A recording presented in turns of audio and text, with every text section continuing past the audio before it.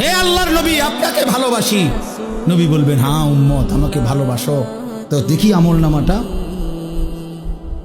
তো নবী আমল নামা দেখে বলবে, উম্মত 70 বছর বিড়ি খাইছে, এটা কেডা? হ্যাঁ, মস্কারি করো আমার লগে, মস্কারি করো। আমি বুঝি না ভালোবাসা কাকে বলে। হ্যাঁ, কি এটা উম্মত?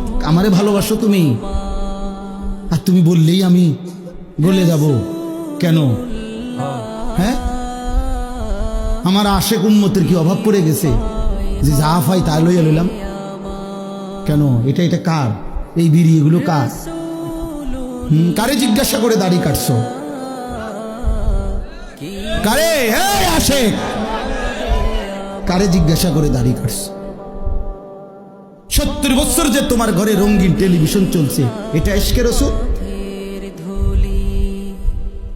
50 বছর ধরে যে ওজনে 2 নম্বরই 6 নম্বরই করে কামাই করছো, এটা রাসূলের ভালোবাসা? ফালাও এটা, চল এখান থেকে বেটা, সোহকান সোহকান, দূর হ বেটা, খোদার কসম এটা হাদিস।